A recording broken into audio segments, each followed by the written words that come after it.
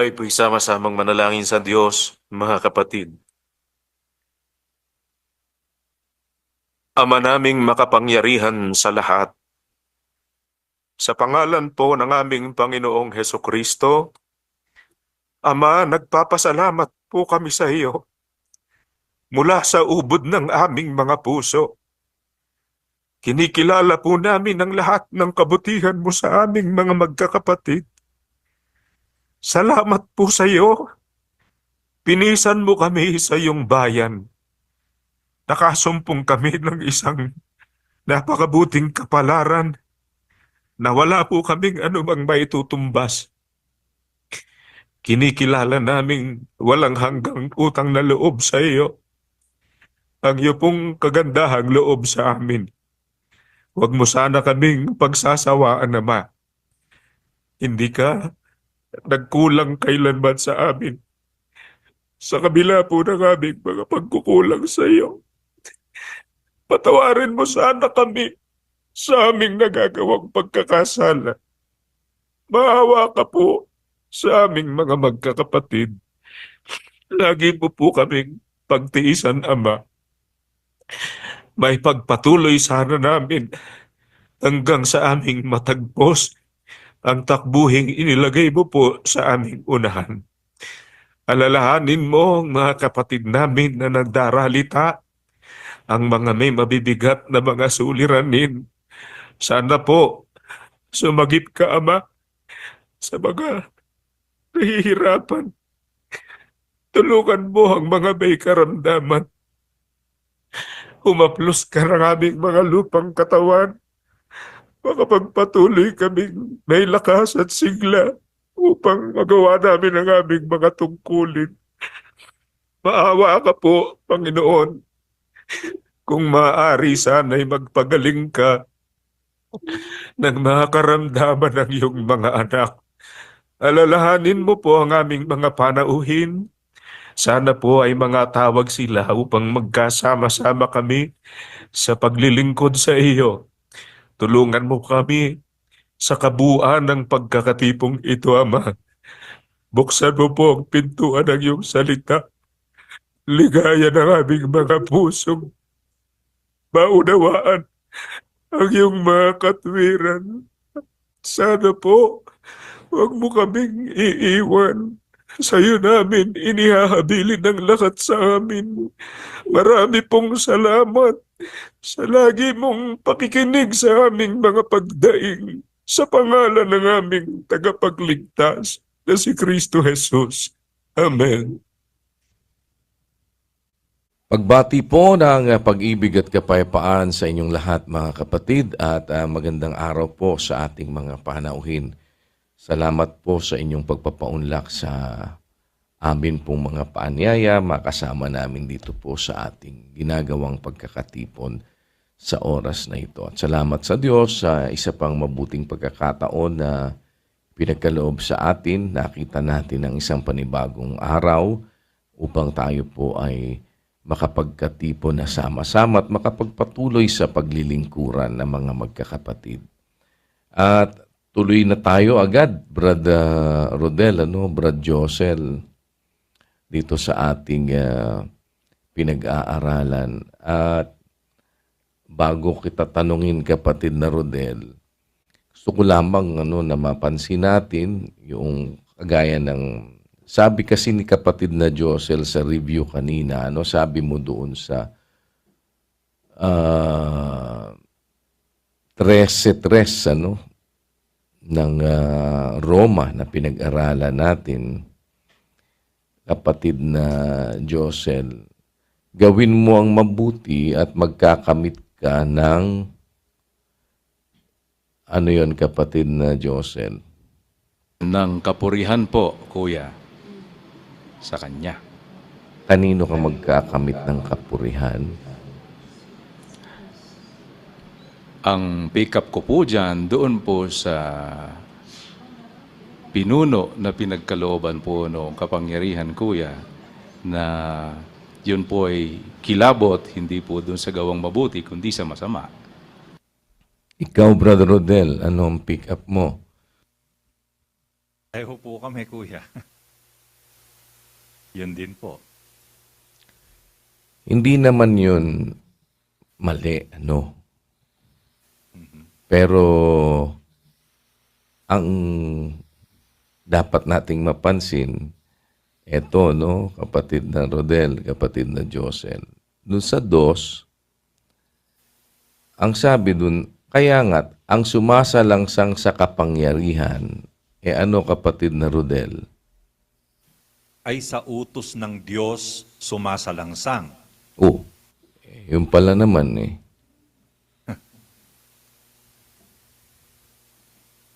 Hindi ka sumalangsang, nagpasakop ka, kanino ka magkakaroon ng kapurihan? Opo, kuya. Sa Diyos din.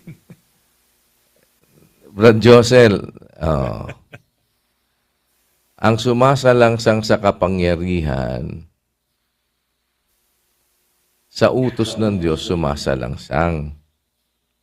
Diba? Opo. Kasi siya ay pinuno na hindi kilabot sa gawang mabuti kundi sa masama. Kaya gawin mo ang mabuti, magkakamit ka ng kapurihan sa Kanya. Kanino ultimately? Sa Diyos po, kuya. Kasi pagka sumalangsang ka dun sa kapangyarihan na sa Diyos nang galing, kanino ka sumasalangsang? Sa Diyos po. Kung magkakamit ka ng kapurihan, kanino ka magkakamit ng kapurihan? Galing. Sa Diyos po, kuya. So, naintindihan mo, ibig ko sabihin, kapatid na Josel. Opo, kuya. Yun po yung ultimate talaga dyan. Yun po ang nasa talata. Dahil nga may pinanggalingan, kahit nga po, doon nga po tayo sa talatang 3, pero yun nga po yung sinasabi naman sa talatang 2. Paki-split natin uli sa ating screen. Itong dalawa. Kasi doon po tayo sa dinaanan natin sa review, dyan po sa talatang 3, sapagkat ang mga pinuno ay hindi kilabot sa gawang mabuti kundi sa masama.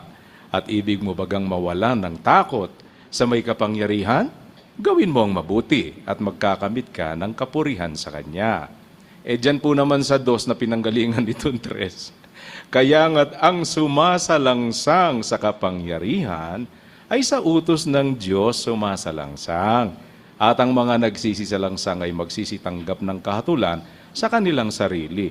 Pagka po sinasalangsang natin yung kapangyarihan, yung pong pinuno may kapangyarihan yun eh.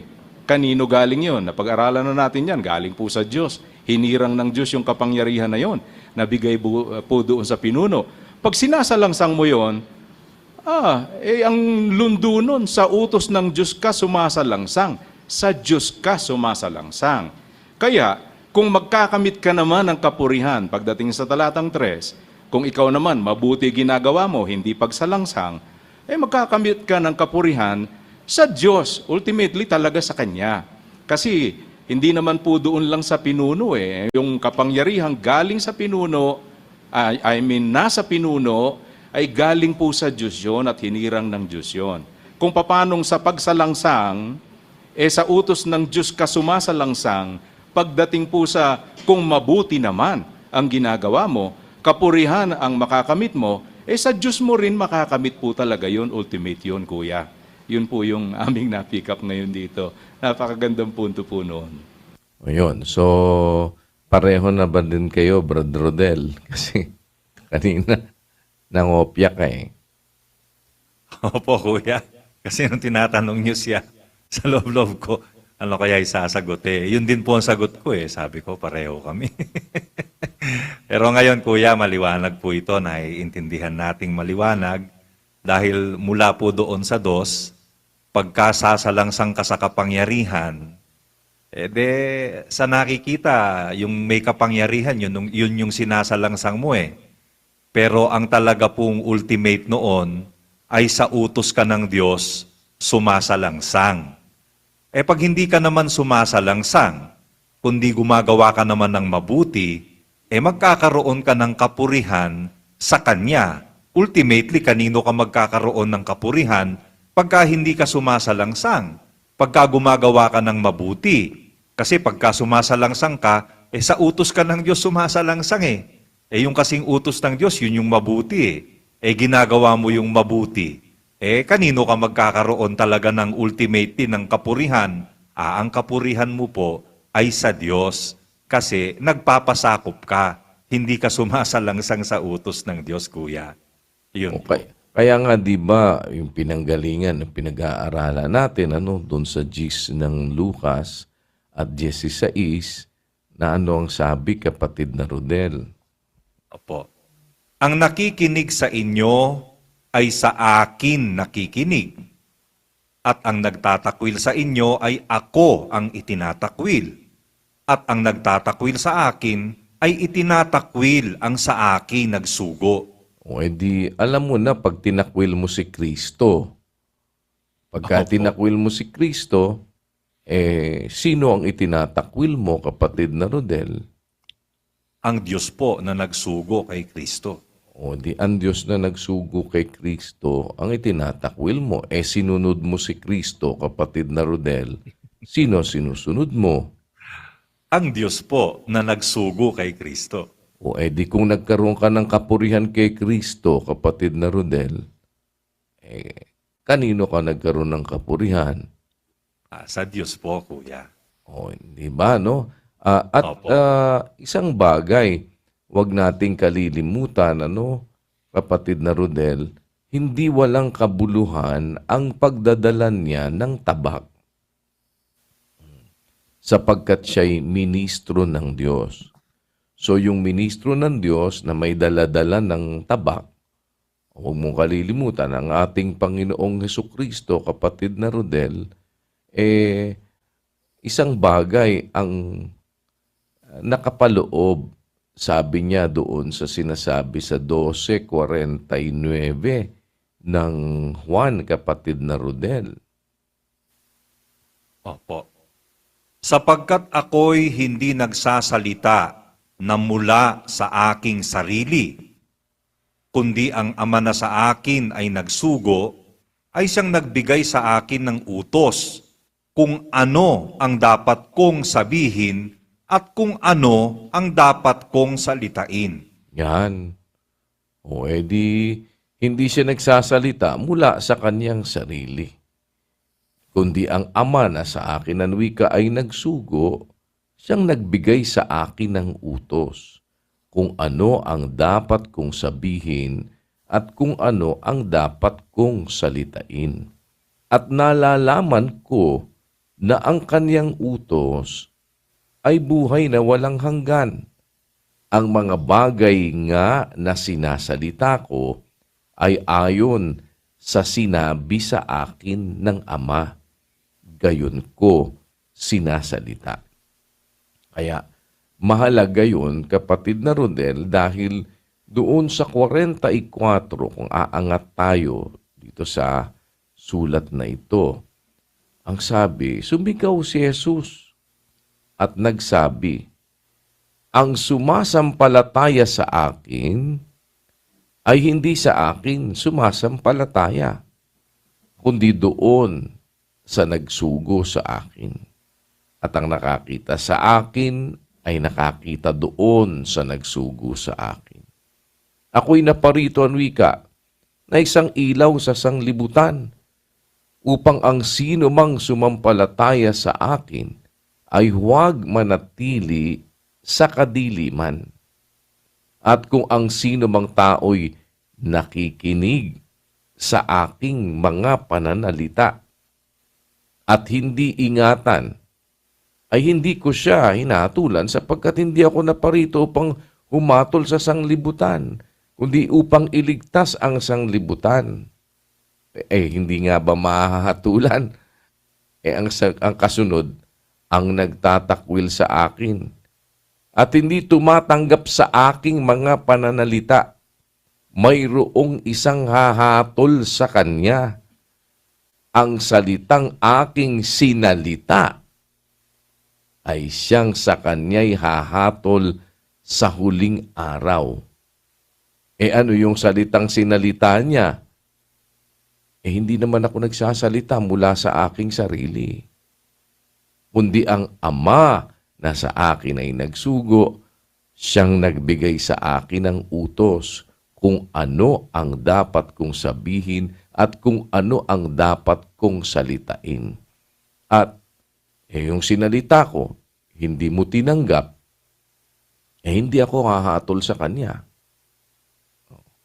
Huwag mo ipagkamali, kapatid na Rodel, nung sabihin niya na hindi akong hahatol, hindi ko siya, hinahatulan.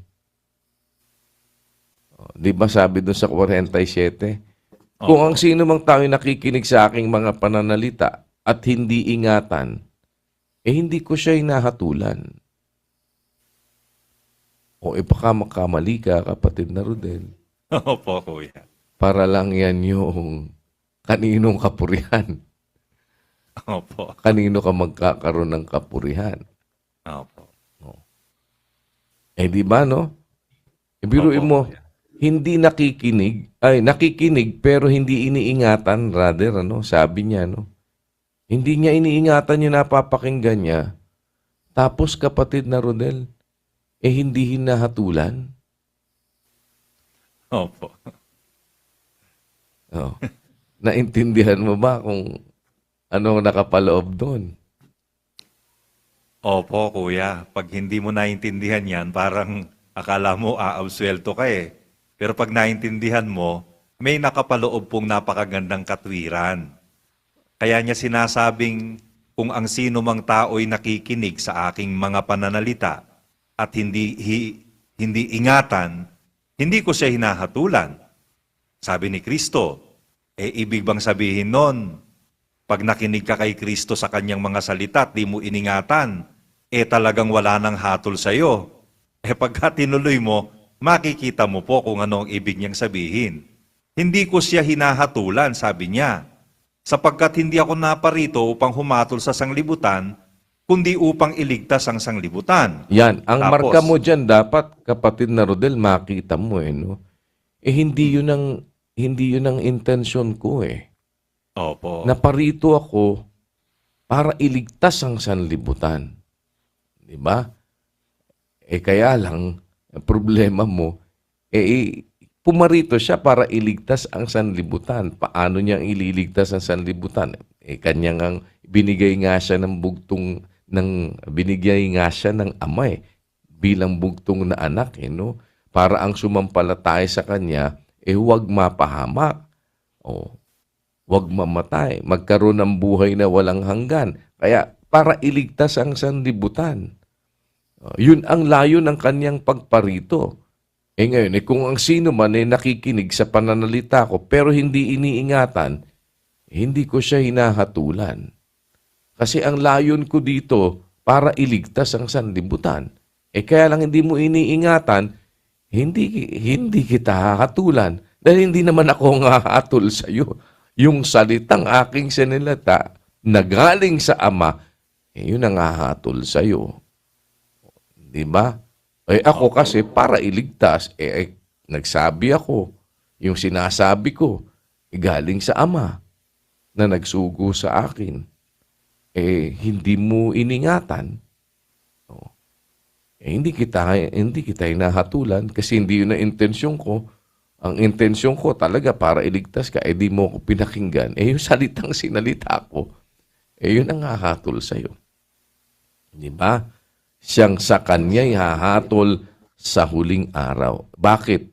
Kasi ang nagtatakwil sa akin at hindi tumatanggap sa aking mga pananalita, mayroong isang hahatol sa kanya.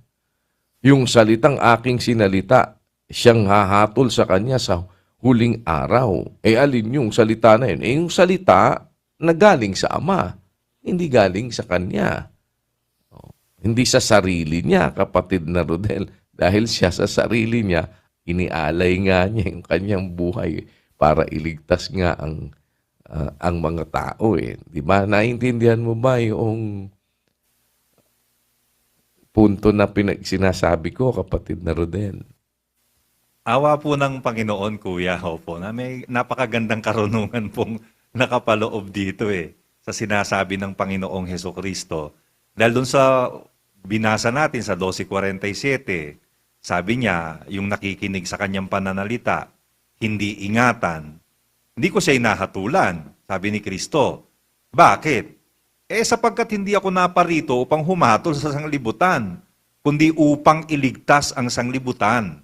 Hindi naman yun ang layon niya ng pagparito noon para hatulan niya ang sanglibutan Naparito siya para iligtas nga ang sanglibutan. Na dahil doon nga, nagsalita siya, nangaral siya, nakinig ka, di mo iningatan. Hindi ko siya inahatulan. Sabi ni Kristo, hindi naman ibig sabihin, hindi ka na mahatulan. Pinapakita lang ni Kristo na ang pagparito niya noon, para magligtas. Binigay nga ng Diyos ang kanyang bugtong na anak, siya yun Para ang sino mang sumampalatay, huwag mamatay, kundi magkaroon ng buhay na walang hanggan. Yun yung intensyon niya ng pagparito. Kaya nga siya nangaral, kaya nga siya nagsalita Kaya nakinig ka, di mo iningatan, hindi ko siya inahatulan dahil di naman ako naparito para humatol kundi para iligtas kayo, iligtas ang sanglibutan. Sabi ni Kristo. Ngayon, pag dinugtong niya ang nagtatakwil sa akin at hindi tumatanggap sa aking mga pananalita, eto naman yung nagtatakwil naman, hindi naman tumatanggap ng kanyang pananalita, mayroong isang hahatol sa kanya.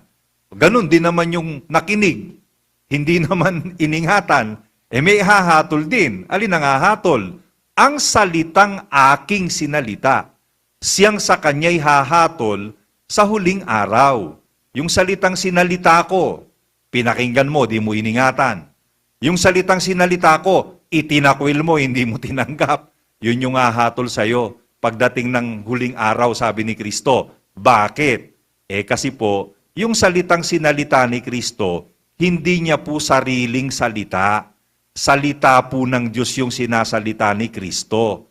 Kaya, pagka hindi mo tinanggap yung salitang ipinangaral ni Kristo, hindi mo iningatan yung ipinangaral ni Kristong salita kahit pinakinggan mo, hahatulang ka nung mismong salita na yon na itinakwil mo, nung mismong salita na yon na hindi mo iningatan kasi salita yon na narinig ni Kristo sa Diyos na kanya pong sinalita. Kaya ang ultimate talaga, pag itinakwil mo yung salita ni Kristo, hindi si Kristo lang ang itinatakwil mo. Itinatakwil mo yung nagsugo kay Kristo at naglagay ng salita na sinasalita ni Kristo. Pero pag sinunod mo naman yon, magkakaroon ka ng kapurihan. Hindi kay Kristo lang, kundi doon sa nagbigay kay Kristo ng salita na iyon namang tinanggap at tinalima, Kuya. Yun po yung prinsipyo na napakaganda sa Biblia. Kaya nga sinasabi niya, hindi ako nagsasalita mula sa aking sarili, kundi ang Ama na sa akin ay nagsugo, siyang nagbigay sa akin ng utos. Kasi utos pala yun ng Ama, no, na kung anong dapat kong salitain, yung sinasalita niya, kung anong dapat kong sabihin. At nalalaman ko na ang kanyang utos, yung kanyang salita, ay buhay na walang hanggan. Sinalita, tapos nakinig ka, hindi mo iningatan. Alin ang hindi mo iningatan? Di hindi mo iningatan yung buhay na walang hanggan. Hindi ko siya hinahatulan, ano? Diba? Nakukuha mo ba yun? Nalalaman ko ang kanyang utos, buhay na walang hanggan. Yun yung sinalita ni Kristo. Yun yung salita na dapat mong tanggapin.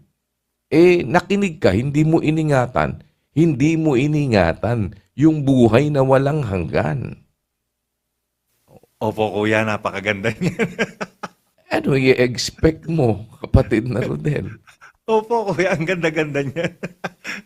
Hindi mo iningatan yung salitang ipinangaral ni Kristo na galing sa Diyos. Buhay na walang hanggan yun di hindi mo iningatan ang buhay na walang hanggan. Itinakwil mo, hindi mo tinanggap. Itinakwil mo ang buhay na walang hanggan. Anong kahihinatnan mo pagdating ng araw ng paghuhukom? Napakaganda no, Kuya? O, yun ang hatol sa'yo ngayon. Opo. Nung salita. Bakit? Kasi hindi mo tinanggap yung salita. Yung buhay na walang hanggan, hindi mo iningatan. Anong hatol ngayon? Hindi mo iningatan. Ay, anong hatol nung salita? Yung salita na dapat iningatan mo, yun yung buhay na walang hanggan. Kaya yung salita na yun, ang hahatol sa'yo. Bakit? Hindi mo iningatan eh. Ano ngayon ang mangyayari? Di iwinala mo yung buhay na walang hanggan. Opo. Di ba? Kaya huwag kang pakakabigla. Kung halimbawa, nadinig mo, nung sabihin, pwede naman palang makinig, hindi mo ingatan eh. Hindi ka naman pala, hindi ko siya hinahatulan. Hindi ka naman pala hahatulan eh. Teka muna, huwag kang pakakabigla. Nakikita mo ba, Bra Josel, yung sinasabi natin? Kuya, ako po naman, napakasarap po dito. Napakagandang mga katwirang, talaga pong nagdugtong-dugtong yung mga detalye galing pa sa mga pinag-aaralan natin. Salamat sa Diyos dahil magnified po lalo ngayon ito sa amin, Kuya. I myself, personally. Kasi nung pong pinag-aaralan natin yan, akala ko nga po yung 13:4 ng Roma na sinasabing ang pagdadala ng tabak noong ministro na binigyan ng Diyos ng kapangyarihan at hinirang ng Diyos yung kapangyarihang ibinigay sa kanya ay isa'y kagagaling at yung kanyang pagdadala ng tabak ay hindi po walang kabuluhan. Doon lang, nandoon na tayo talagang pertaining doon sa pinag-usapan natin tungkol sa paghihigantihan, sa pagpapasakop. Pero mas malalim po itong lumitaw ngayon, Kuya, na mga nahimay ninyo sa amin na detalye. Kasi doon po sa 16 ng Lucas, nung idugtong ninyo yung pinapapansin ninyo, dahil yung mga nakikinig sa inyo, sabi ng Panginoong Jesucristo, yung nakikinig sa inyo ay sa akin nakikinig. Ang nagtatakwil sa inyo ay ako ang itinatakwil. At ang nagtatakwil sa akin ay itinatakwil ang sa akin nagsugo. So may chain reaction po yun eh. Pagka yung mga pinagkalooban ng Diyos ng ganong mga katungkulan, may kapangyarihang ibinigay dyan, hindi ka dyan nakinig. Si Kristo, hindi mo pinakikinggan. Pag hindi mo pinakinggan si Kristo, hindi mo pinakinggan yung nagsugo sa Kanya. Nung idugtong nyo na po itong pag-aaral natin sa Juan, sa 12:49-50, ang ganda nito, si Kristo po, hindi siya nagsasalita na mula sa kanyang sarili. Ang sinasabi po niya, yung salita na galing sa nagsugo sa kanya, siya ang wikang nagbigay sa akin ng utos kung ano ang dapat kong sabihin at kung ano ang dapat kong salitain. Yan po ang dala ni Kristo sa ating mga tao, mga kapatid. At yung salita na yon, sinasabi po sa 50, buhay na walang hanggan yan. At nalalaman ko na ang kanyang utos ay buhay na walang hanggan. So very detailed po yun, ano? Pagka ngayon yan, napakinggan mo. Pinakita na sa atin. Nung idugtong ni Kuya itong isang magandang punto rito, oo nga, baka magkamali ka ng tanggap. Akala mo, nakinig ka, hindi mo naman iningatan, hindi kita hinahatulan, sabi ng Panginoon. Ilagay po natin ang talata dito sa 47. At kung ang sino mang tao'y nakikinig sa aking mga pananalita at hindi ingatan, ay hindi ko siya hinahatulan. Para bang, wow, okay din pala eh. Nakinig ka pero hindi mo iningatan. Hindi kita hinahatulan. Para bang absuelto ka pa rin. Ay, hindi pala ganun yun, mga kapatid. Dahil may katwirang hindi tayo napapansin. And I will admit talaga, mga kapatid. Ako po, hindi ko po yan napapansin eh. Nadadaanan lang po sa pagbasa. Pero hindi ko po napapansin na may ganung kahulugan pala yon. Bakit sinabi niya na nakikinig ka, pinakinggan mo yung salita, hindi mo iningatan, hindi ko siya hinahatulan, sabi ng Panginoon. Ang nakapaloob ng katwiran doon, hindi naman kasi siya naparito para humatol sa sanglibutan. Yan pala, nakalagay mismo, sapagkat hindi ako naparito upang humatol sa sanglibutan, kundi upang iligtas ang sanglibutan. Di maliwanag naman yung kanyang purpose, ano po? Hindi naman siya naparito para humatol sa sanglibutan, kundi upang iligtas ang sanglibutan. Kaya sa Baka kaya 48, nga, dun ngayong kapatid na Josel, baka biglang ang dugtong mo, kaya ligtas ka pa rin. Opo. Hindi ba? Opo, Kuya. Yun po. Kasi baka yun ang ipagkamali eh. Nakukuha mo ba gusto ko sabihin, Bro Josel? Opo, kuya kasi nga po, pagka hindi naliwanag ng gano'n na kagaya ng pinakita nyo sa amin, ako man po parang, teka, parang yun ang ibig niya sabihin eh.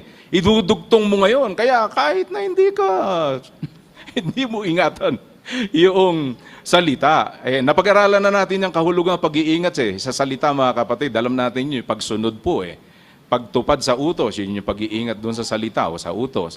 Aba, parang hindi ka rin naman nakakatulan. Ililigtas ka pa rin. Ganun po ang magiging dating. Oo, kasi Pero ka, hindi. sumampalataya ka. Sabi gano'n. O, di ba gano'n? Kaya, kasi ka, di ba, si Kristo, tagapagligtas O, inako na ni Kristo, kaya ligtas ka pa rin. Ay, maliligaw, kapatid na Josel, hindi ba? O, nakita mo yung punto. O, sige, Tama tuloy mo sinasabi mo. Opo, kuya. Kaya sabi ko, napakagandang katwiran nung ipakita na ni kuya. Bakit ang salita ng Panginoon, ikaw ay pinakinggan mo yung salita, hindi mo iningatan yung salita, hindi kanya hinahatulan. Nagbigay pa siya ng dahilan, bakit hindi ka hinahatulan? Sapagkat hindi naman ako naparito para hatulan ng sanglibutan, kundi para nga magligtas. Pero may mga katwiran tayong nahimay ni kuya na, ay talaga, yun ang kahulugan. Bakit po? Sinabi pa niya sa 48, ang sabi po dito, ang nagtatakwil sa akin ay hindi tumatanggap sa aking mga pananalita, ay mayroong isang hahatol sa kanya, ang salitang aking sinalita, na siyang sa kanya'y hahatol sa huling araw. O yun, nakala mo lumusot ka, hindi pala. Pagdating pala, dyan sa 48, hindi si Kristo ang humahatol sa iyo, pero yung salita na yun po ang dala niya. Saan galing yun? Alam na natin, binasa ng nauna ni Kuya yung talatang 49, galing sa Ama yun. Yung Ama ang may sabi sa ating Panginoong Jesucristo kung ano yung kanyang sasabihin, kung ano ang mga sasalitain niya. Kaya, hindi siya ang hahatol, yung salitang daladala niya na galing sa Ama. Pagka ngayon itinakwil mo yon, hindi mo yon iningatan, may hahatol sa iyo yung salitang daladala ng Panginoong Jesucristo na galing sa Ama. At dahil hindi mo iningatan, mawawala sa iyo buhay na walang hanggan. Yung salita na yon, buhay na walang hanggan sa talatang 50, hindi po ba? At nalalaman ko na ang kanyang utos ay buhay na walang hanggan. Pinakinggan mo, hindi mo iningatan, nasaan ngayon? Nawala sa iyo, wala kang buhay na walang hanggan. Hindi si Kristo ang may gusto nun na mangyari sa iyo. Naparito siya para iligtas ang mga tao, ang sanglibutan. Kaya lang, hindi mo iningatan. Yung daladala niya ngayon na salita na galing sa Ama, yun ngayon ang hahatol sa iyo. Ito ngayon ang kasalanan po noong mga previous na dumugtong sa pinag-aaralan natin, mga kapatid. Kaya kako, galing pala talaga noon. Yung pagdadala ng tabak o ng salita noong ministro na ang kapangyarihan ay galing sa Diyos, hindi ang wika, walang kabuluhan yon. Napakahalaga nun, mga kapatid. Yung salita na yon na dala-dala ng ministro ni Kristo, galing po sa Diyos yun. Yun ang hahatol sa iyo. Pag hindi mo yan iningatan, pag hindi mo yan sinunod, hindi ka nagpasakop dyan, todas ka. Mawawala sa iyo buhay na walang hanggan kasi yung salita na yon, buhay na walang hanggan yon. Kaya napakahalaga po, kuya, napakamakabuluhan ng pagdadala ng salita ng mga kasangkapan ng Diyos, ng Panginoong Jesucristo, ng mga apostol, at lahat po ng mga pinuno na ginawa ng Diyos na mga mamamahala sa iglesia na binigyan niya ng kapangyarihan. Napakaano po niyan? Napakahalagang bagay para sa ating lahat. Kaligtasan po ang kahulugan mga kapatid, kuya. Naintindihan po namin ito na napakaganda. Salamat po sa Diyos, may ingatan po namin sa tulong ng Panginoon. Kasi ang kapatid na Josel, kapatid na Rodel, ang salita na yan, tignan mo, kung gaanong kahalaga, di pag inisa-isa mo, sabi ng ating Panginoon Jesucristo, nakinig, hindi iningatan. Sino man tao, nakikinig ka sa aking pananalita, hindi iningatan, hindi ko siya hinahatulan. Yung salitang sinalita ko ang hahatol sa kanya. Yung salitang sinalita ko na yun, nahahatol sa kanya, buhay na walang hanggan. Yung hindi mo iningatan na salita, yung buhay na walang hanggan. Ano ngayon resulta sa'yo? Naiwala mo ang buhay na walang hanggan. Kaya mahalaga yun, alam mo, ang kaugnayan nito sa pinag-aaralan natin, kapatid na Rodel, dahil ang sabi doon sa 2 Korinto, pakibasa mo yung 18:20, kapatid na Rodel. Opo.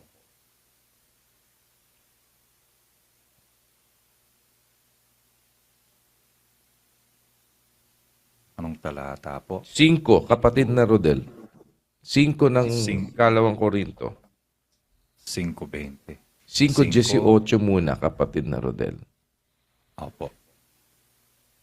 Datapwat ang lahat ng mga bagay ay pawang sa Diyos, na pinakipagkasundo tayo sa Kanya rin sa pamamagitan ni Kristo, at ibinigay sa amin ang ministeryo sa pagkakasundo. Kapatid na Rodel, tignan mo ha. Opo. Di may ministeryong ibinigay. Opo. Ibinigay sa kanila, sabi ni Pablo, binigay sa amin. Yung ministeryo, anong ministeryo itong binigay sa kanila? Ministeryo po sa pagkakasundo. Yan. Tuloy. Sa makatwid bagay na ang Diyos kay Kristo ay pinakipagkasundo ang sanglibutan sa Kanya rin, na hindi ibinibilang sa kanila ang kanilang mga kasalanan, at ipinagkatiwala sa amin ang salita ng pagkakasundo. Kami nga'y mga sugo sa pangalan ni Kristo. Nawaring namamanhik ang Diyos sa pamamagitan namin. Kayo'y pinamamanhikan namin sa pangalan ni Kristo, na kayo'y makipagkasundo sa Diyos. Tingnan mo yung authority ng dala-dala nila, kapatid na Rodel. Opo, kuya. Ano ang authority ng dala-dala nila? Kapangyarihan na dala-dala nila. Ipinagkatiwala pala sa kanila yung salita ng pagkakasundo. Di ano ibig sabihin? Kami anwika, mga sugo, sa pangalan ni Kristo. Nawaring namamanhik ang Diyos sa pamamagitan namin. Kayo'y pinamamanhikan namin sa pangalan ni Kristo na kayo'y makipagkasundo sa Diyos. Gusto mo bang makasundo ang Diyos, kapatid na Rodel? Opo. Di dapat pahalagahan mo, kapatid na Rodel, yung salita ng pagkakasundo. Opo. Dahil para makasundo mo ang Diyos, kailangan, alam mo yung salita ng pagkakasundo. Opo. Pinagkatiwalaan wika sa amin yung salita ng pagkakasundo. Makipagkasundo kayo sa Diyos. Paano mo makakasundo, kapatid na Rodel? Sa pamamagitan ng salita ng pagkakasundo. Tama Na po. ipinagkatiwalaan wika sa amin. Di ano ibig sabihin? Ayaw mo ngayong, tinatakwil mo ngayon yung medala ng salita ng pagkakasundo. Tinakwil mo ngayon. Kaya nga sinabi, ang nagtatakwil sa inyo, sabi ng ating Panginoong Jesucristo, ako ang itinatakwil. Ang nagtatakwil sa akin, ang itinatakwil yung nagsugo sa akin. May chain reaction yan, kapatid na Rodel. Opo. Di ba? Bakit? Ina-acknowledge kasi ng Ama si Kristo na kanyang isinugo. At ina-acknowledge naman ni Kristo yung mga alagad niya na kanyang sinugo.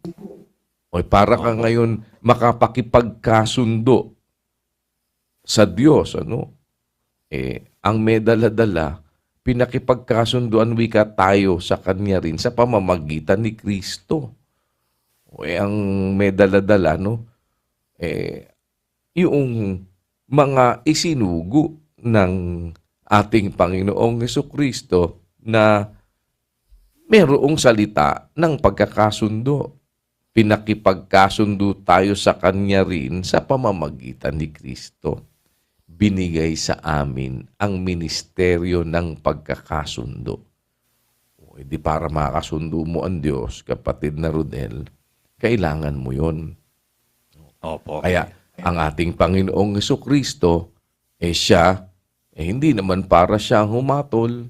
Sabi niya, doon sa pagparito niya rito, hindi ako naparito. Yung pagparito ni Kristo dito, hindi ako naparito. Noong nagkatawang tao siya, naparito siya para iligtas ang sanlibutan.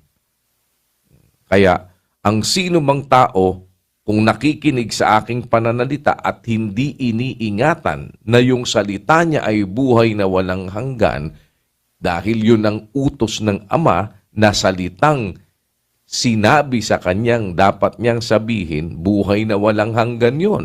Nakikinig ka. Pinakikinggan mo yung pananalita niya, yung buhay na walang hanggan. Hindi mo iningatan. Hindi mo iningatan yung buhay na walang hanggan. Hindi ko siya hinahatulan. Ang salitang sinalita ko ang hahatol sa kanya. Yung salitang sinalita niya, buhay na walang hanggan, hindi mo tinanggap. Yan.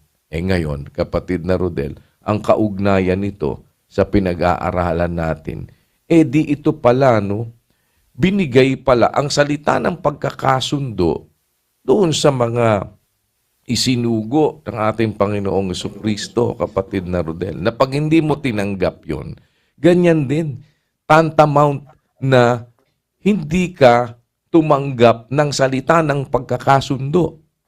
Tantamount na hindi mo makakasundo ang Diyos. Opo. Kapatid na Rodel. Opo. Ngayon, ano ang isang bagay na dapat nating matrace back dito sa pinag-aaralan natin? Doon sa Roma, kapatid na Rodel, nabalik lang ako ng kapiraso na. Ano ba ang iyon ang nakita dito sa pinag-aralan natin? Dito po sa Roma, kuya, nakita po namin dyan yung paghirang ng Diyos doon sa mga kapangyarihan sa loob po ng Iglesia ng Diyos, ay ganun po ang prinsipyo.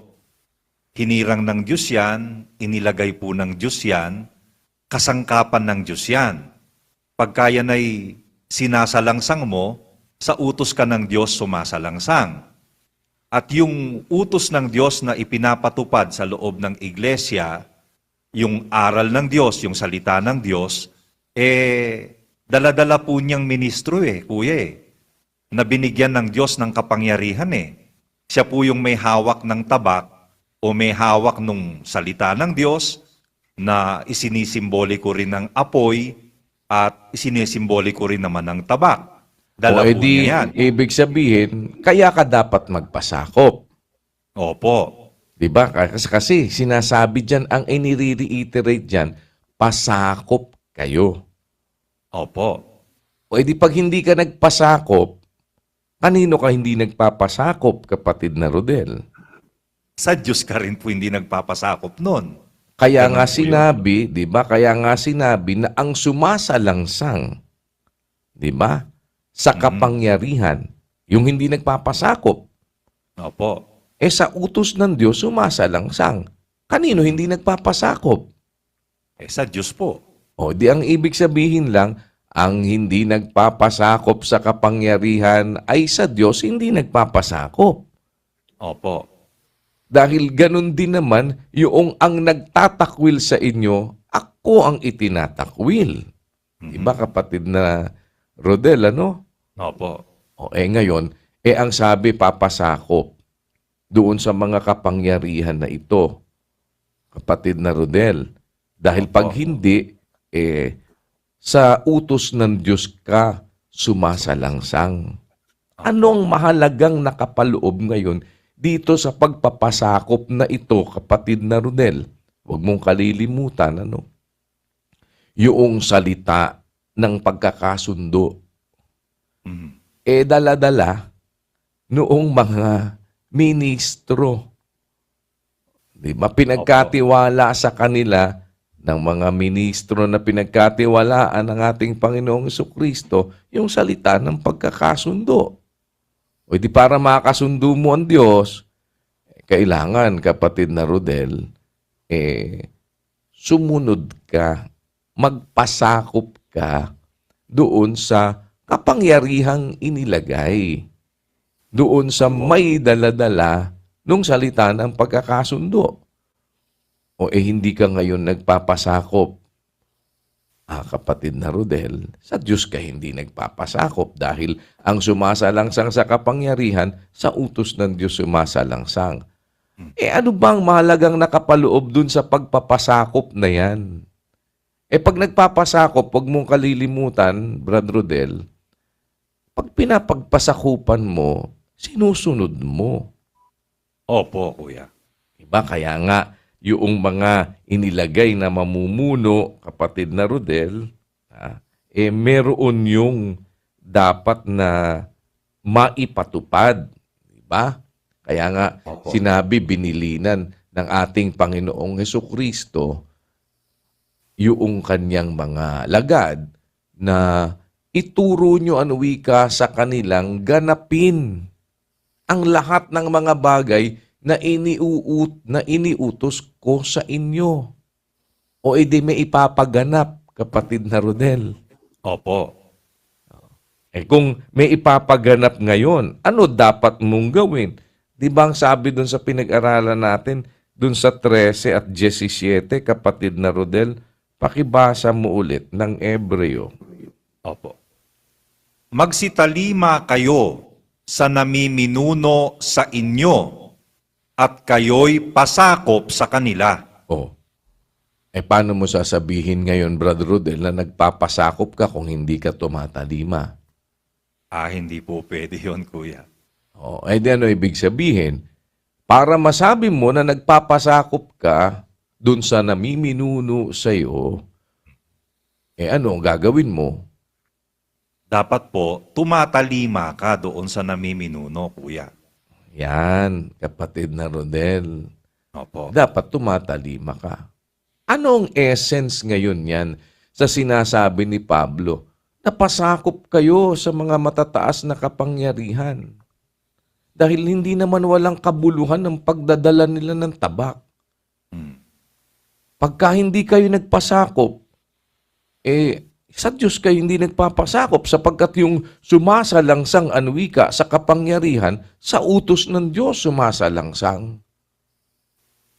Huwag mong kalilimutan, kapatid na Rodel, yung pinag-uusapan natin sa sinasabi doon sa Juan, na yung salita, nakikinig ka, hindi mo iningatan.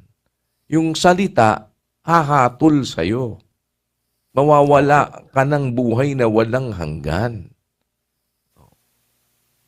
Yun yung sinasabi ni Kristo dapat maintindihan naman natin yung sinasabi ni Kristo, yun ang ipinapasabi niya din kung paanong sinabi ng Ama, yun ang sinabi ni Kristo. Yun din naman nasasabihin nung pinagsasabi niya. Opo.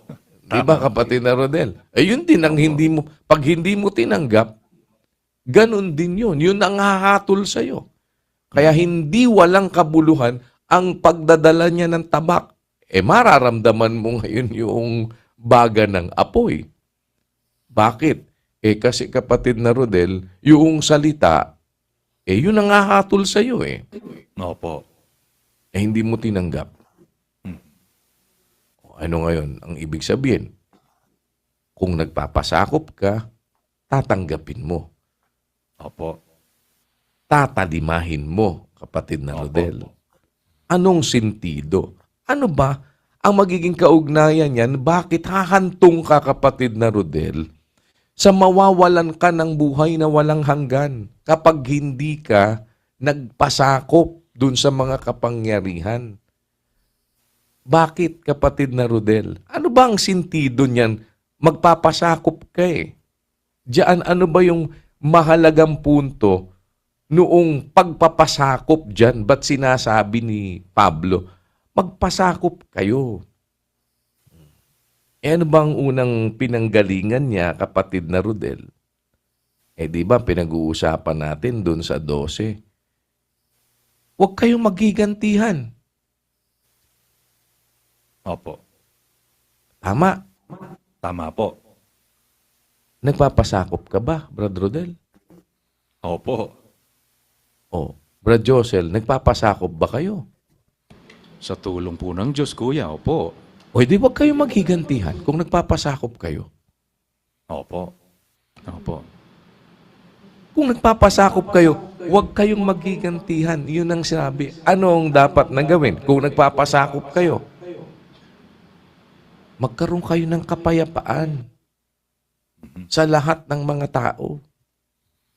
Ayon doon sa kapasidad na ibinigay sa inyo. To the best of your ability. Diba? Live at peace with all people. Nagpapasakop ka ba? Eh pag naghihigantihan kayo, nagpapasakop ba kayo? Hindi po. Hindi po. Eh kung magutom ang iyong kaaway, pakanin mo. Kung mauhaw, painumin mo. Nagpapasakop ba kayo? Eh, kung nagpapasakop kayo, yan ang gawin nyo. Di ba? Opo. Eh, pag hindi ka nagpapasakop, eh, sabi, huwag magbayad, sabi doon sa 12, kapatid na Rodel. Pakibasa mo 17. Balikan natin saglit para alam mo kung nagpapasakop ka ba o hindi. Opo. Huwag kayong mangagbayad sa kanino man ng masama sa masama. Isipin ninyo ang mga bagay na kapuri-puri sa harapan ng lahat ng mga tao. Oh, nagpapasakop ka ba? Opo. Eh kung nagpapasakop ka, kapatid na Rodel, eh yun ang sabi niya eh. Huwag kayong magbayad sa kanino man ng masama sa masama. Isipin ninyo ang mga bagay na kapuri-puri sa harapan ng lahat ng mga tao. Eh kapatid na Rodel, kapuri-puri ba ngayon sa harapan ng lahat ng mga tao na kayo-kayo nag-uusapin sa isa't isa? Hindi po, Kuya. Eh kaya nga sinabi ni Pablo, mahiya kayo. Hmm. Eh kung kapuri-puri, kapatid na Rodel, sasabihin bang mahiya kayo? Hindi po, Kuya. Di ba? Bakit? Tingnan mo, no? Wala bang isang mang marunong makapagpayo sa kanyang kapatid? Kundi kayo-kayo, ang kapatid, nakikipag-usapin laban sa kapatid. Kapuri-puri ba yon, kapatid na Rodel?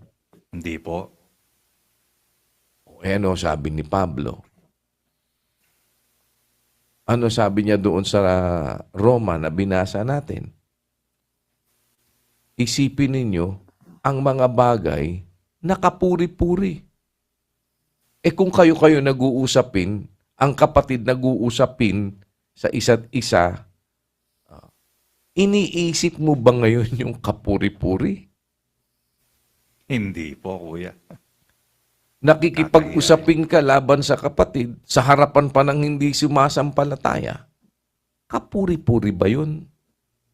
Kahiya-hiya po yun. Ay, hiya. Kaya nga sinabi niya na nga dun sa diretso sa 5, sa 1 at 5. Sinasabi ko to para mahiya kayo. Hmm. Hindi kapuri-puri yan. Wala bang makapagpapayo sa kanyang kapatid? Nakikipag-usapin ng kapatid laban sa kapatid? Kaya-hiya yun. Nagpapasakop ka ba ngayon, kapatid na Rodel? Opo. Kung nagpapasakop ka, ang sabi, nung dapat na pagpasakupang sinabi ng kapangyarihan, kapatid na Rodel, Ang sabi, huwag kayong magbayad sa kanino man ang masama sa masama. Isipin ninyo ang mga bagay na kapuri-puri sa harapan ng lahat ng mga tao. Kung maaari, ayon sa inyong makakaya, magkaroon kayo ng kapayapaan sa lahat ng mga tao. O edi anong ibig sabihin? Huwag kayong magigantihan, mga iniibig. Kung nagpapasakop tayo, hindi tayo maghihigantihan. Bagkus, ano ang gagawin natin, kapatid na Rodel? Ano? Sabi ni Pablo, 3:13 ng Kolosas. Opo. Mangagtiisan kayo sa isa't isa at mangagpatawaran kayo sa isa't isa. Kung ang sino man ay may sumbong laban sa kanino man, na kung paanong pinatawad kayo ng Panginoon, ay gayon din naman ang inyong gawin. Di yun ang gagawin. Opo. Magpapatawaran, magtitiisan, kapatid na Rodel. Opo. O nagpapasakop ka ba? Opo. O anong dapat? Tatalima. Opo. Kung tumatalima, anong makikita sa atin? Mag-uusapin tayo? O hahanapin natin palagi yung point of reconciliation, kapatid na Rodel? Bakit? Opo. Kasi tignan mo ang sabi ng dapat na pagpasakupan, sabi ng authority, kapatid na Rodel. 4:31-32 ng Efeso. Pakibasa mo. Opo. Ang lahat ng kapaitan at kagalitan at pagkakaalit at kadaldalan at panglilibak ay mga alis nawa sa inyo. Kita mo, kapatid na Rodel, yung pagkakaalit pala dapat maalis. Opo. Tumatalima ka ba? Opo. Pag tumatalima, nagpapasakop. Ang nagpapasakop, tumatalima. Kaya nga, kapatid na Rodel, ang nagdadala ng pagkakasundo, kung yun ngang pakikipagkasundo mo sa Diyos, pinagkatiwala dun sa authority.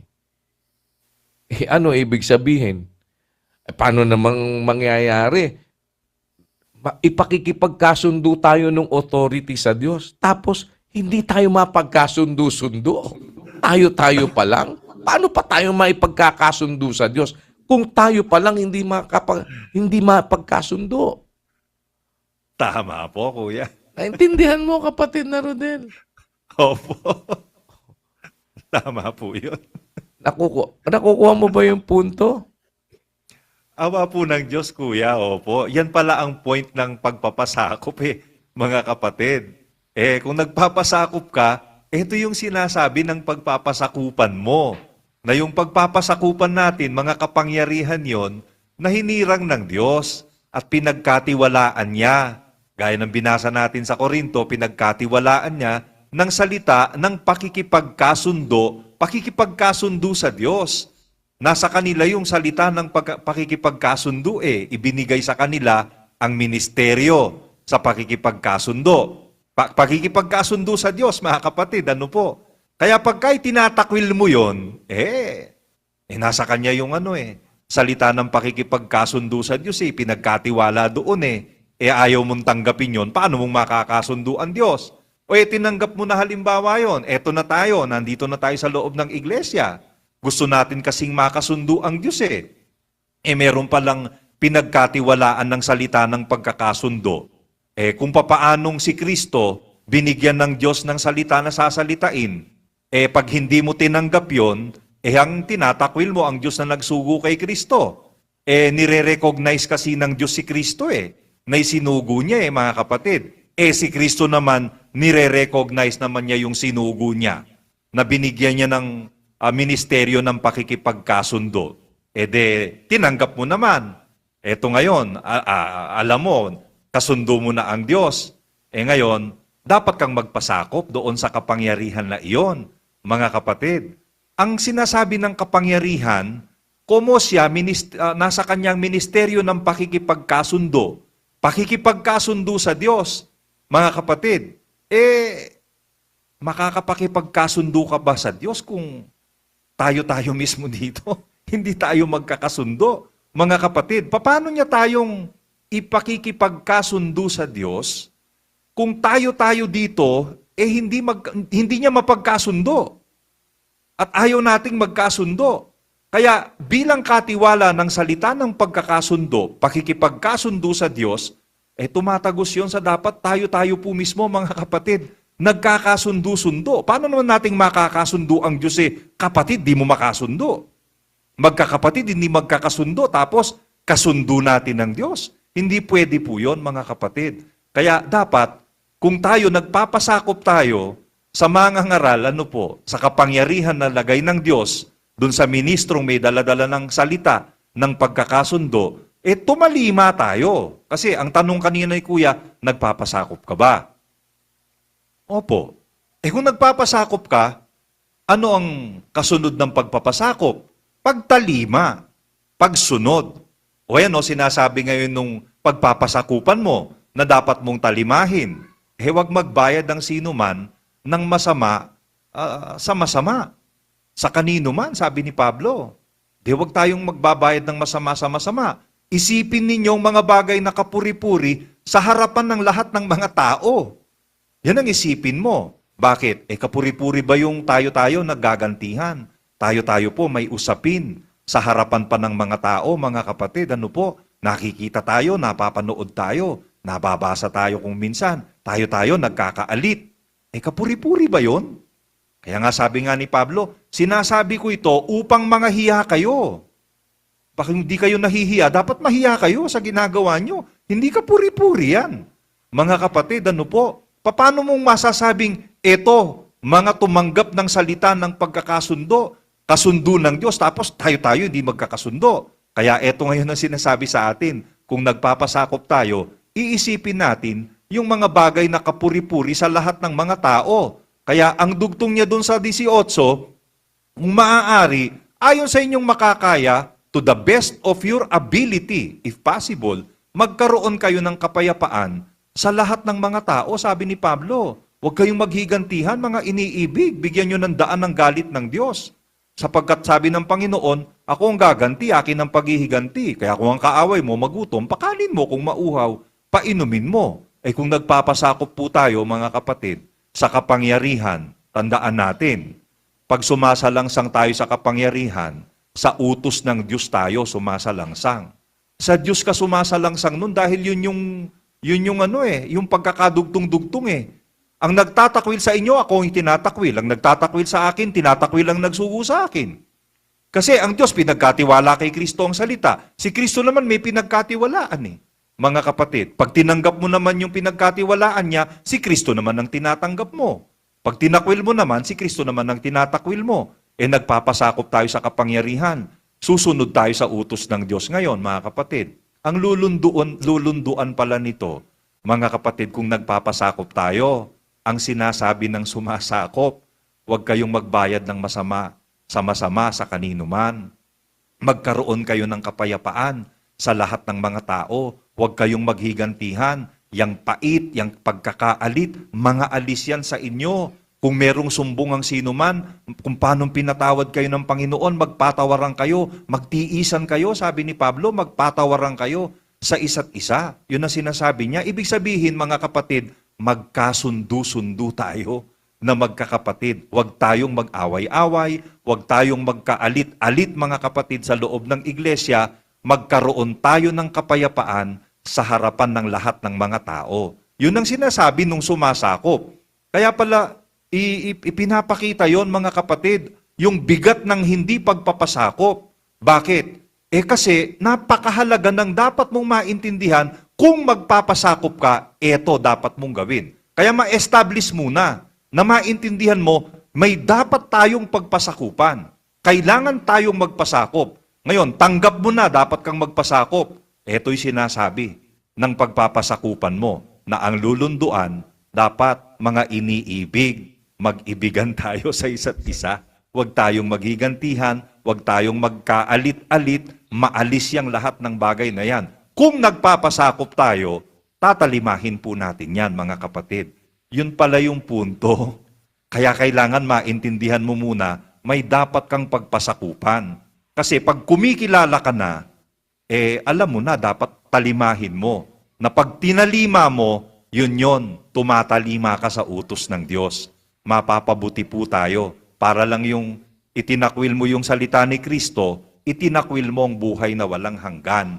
Hindi mo iningatan yung napakinggan mong salita ni Kristo, hindi mo iningatan ang buhay na walang hanggan. Itinakwil mo yung may dala ng salita ng pagkakasundo, itinakwil mo yung pakikipagkasundo mo sa Diyos. Pero kung nagpasakop ka naman, eto naman yung dapat mong talimahin para mapatunayan mo, nagpapasakop ka nga. Tatalima ka doon sa pinagpapasakupan mo. Yan po pala yun, kuya. Na ang dala lundon yan. ay salita ng pagkakasundo. Amen. O di hindi ang dala-dala salita ng pagkakaalit. Opo. Ang dala-dala, salita ng pagkakasundo. Ang isang esensya ngayon ng pagpapasakop, kapatid na Rodel, bakit mahalagang magpasakop sa kapangyarihan? Kasi ang dala-dala nun, pagkakasundo. Ang dala-dala nun, kapatid na Rodel. Kasi paano ka magkakaroon ng kapayapaan kung hindi kayo magkasundo? Opo. Di ba? Kaya, ang dala-dala nun, pagkakasundo. Tiga mo, bakibasa mo. Yung sinasabi doon sa 2:15 ng Efeso, kapatid na Rodel. Opo. Na inalis ang pagkakaalit sa pamamagitan ng kanyang laman, kahit kautusan na may mga batas at ang palatuntunan, upang sa dalawa ay lalangin sa kanyang sarili ang isang taong bago. Sa ganito'y ginagawa ang kapayapaan. At upang papagkasunduin silang dalawa sa isang katawan sa Diyos sa pamamagitan ng krus na sa kanya'y pinatay ang pagkakaalit. Tignan mo, kapatid na Rodel, ano? Opo. Sabi, inalis yung pagkakaalit. Kailangan maalis yung pagkakaalit. Kaya nga, pag ang kaaway nagutom, pakanin. Pag nauhaw, painumin. Ano ba inaalis doon, kapatid na Rodel? Hindi ba ang inaalis doon yung pagkakaalit? Tama po, kuya. Inaalis yung pagkakaalit doon Mhm. O ngayon, ang sabi, kapatid na Rodel, para papagkasunduin silang dalawa sa isang katawan sa Diyos. Para magkasundo, maalis yung pag-aalit. Kahit naman, kasi gagamitin mo yan, kapatid na Rodel, doon sa katwiran, no? Para magkasundo, mawala ang pagkakaalit. Opo. Naintindihan mo? Opo. Kung ang dala-dala ngayon noong pagpapasakupan mo, salita ng pagkakasundo, maalis dapat yung pagkakaalit. Opo. Kaya inaalis yung pagkakaalit. Kung magpapasakop ka, kapatid na Rodel, alisin natin yung pagkakaalit. Para tayo ay magkasundo-sundo. No, kapatid na Rodel? Opo, kuya. Sa ganito, ginagawa ang kapayapaan. Amen. Nakita mo, kapatid na Rodel? Opo. Paano ginagawa ang kapayapaan? Di inaalis yung pagkakaalit, Opo. pinagkakasundo. Ano ibig sabihin? Para tayo magkaroon ng kapayapaan, di ba sabi, kung maaari, kapatid na Rodel, ayon sa inyong makakaya, magkaroon kayo ng kapayapaan sa lahat ng mga tao. Paano magkakaroon ng kapayapaan? Eh di alamin mo, paano ba ginagawa ang kapayapaan? Sa ganito. Nakikita mo, no? Ginagawa ang kapayapaan. Paano? Inaalis yung pagkakaalit. Opo. Magkakasundo. Nakita mo, no? Opo, Sino kuya. may dala noong salita ng pagkakasundo? Ay di yung nilagay na kapangyarihan Opo. na pagpapasakupan mo. Kaya kung nagpapasakop ka, ang isang dapat natalimahin sa pinagpapasakupan natin, tatalimahin natin itong lahat, kapatid na Rodel. At lundo ito ng sinasabi, idinidiscuss ni Pablo dito sa pinag-aaralan natin sa 12 hanggang 13 nitong Roma. Na ano yun? Maalis sa atin yung pagkakaalit para tayo magkasundo. Paano ngayon yun? Anong laman nun? Sa ganito ginagawa ang kapayapaan. Bakit kailangan mong pakinggan yan? Sabi ni Pablo, kapatid na Rodel, ang uuwian din 12 ng Hebreo, ano? At 14. Ano bang sinasabi ni Pablo? Basa. Opo. Sundin ninyo ang kapayapaan sa lahat ng mga tao at ang pagpapakabanal, na kung wala ito'y sino man ay di makakakita sa Panginoon. Oh, di ano din yun. Ibig sabihin, pagka hindi mo ngayon pinakinggan yan, hindi. Yan ang hahatol sa'yo, kapatid na Opo. Rodel, ano? Opo. Sundin ninyo ang kapayapaan sa lahat ng mga tao. Paano natin masusunod ang kapayapaan? Paano bang ginagawa ang kapayapaan, kapatid na Rodel? Inaalis ang pagkakaalit Opo. para magkaroon ng pagkakasundo. Kaya alam mo ang inaalis ni Pablo dito. Alam mo sinasabi ni Pablo dito. Sa Roma, dinidiscuss niya, maalis yung pagkakaalit. Opo. Ngayon, pasakop kayo. Makinig kayo. Parang alam mo, it's tantamount to saying na sinasabi ni Pablo, pasakop kayo, makinig kayo. Di ba? Dahil, sinasabi niya nga hindi naman walang kabuluhan ng pagdadalan niya ng tabak. Bakit? Ito sa ikagagaling ninyo. Sa ikagagaling mo. Kung ginagawa mo masama, matakot ka. Ikaw ba'y gumagawa ng masama? Matakot ka. Hindi walang kabuluhan ng pagdadala niya ng tabak. Sapagkat siya'y ministro ng Diyos.